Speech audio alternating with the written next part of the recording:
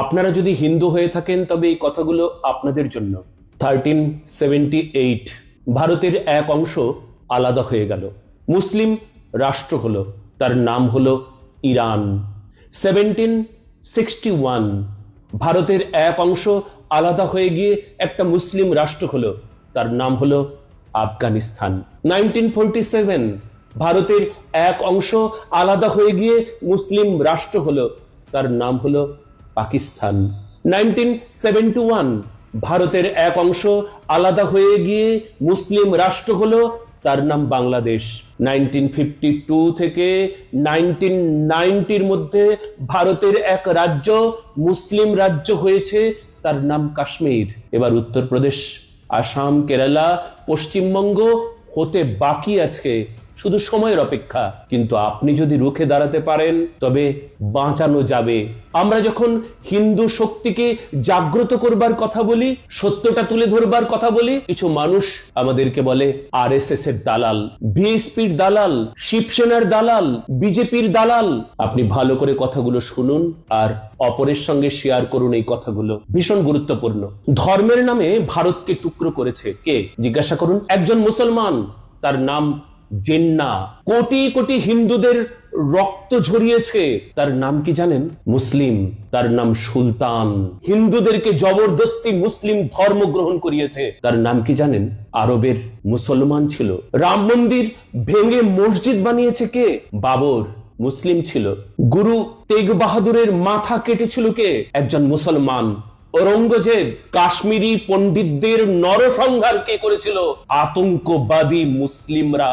মুম্বাই ধামাকা কে করেছিল? সেই দাউদ, মুসলিম। ভারতের 5 কোটি বাংলাদেশি অনুপ্রবেশকারী, তারা মুসলিম ছিল। বুদ্ধ, মহাবীর, কালী মূর্তি সমস্ত ভেঙেছিল কারা? মুসলিম। ভারতের সংসদে হামলা কে করেছিল? আফজাল, তিনি মুসলিম। গোধরাতে কর সেবকদের পুড়িয়ে হত্যা কে করেছিল? মুসলিম। পাকিস্তান, বাংলাদেশ, আসাম, কাশ্মীর, কামদুনি, কালিয়াচক, ক্যানিং, দেগঙ্গা, বর্ধমানে রেপ, খুন, ডাকাতি, বোম ব্লাস্ট কে করেছে? মুসলিম। আমি কোন মুসলিমকে খারাপ মুসলিমদের বিরুদ্ধে দেখিনি।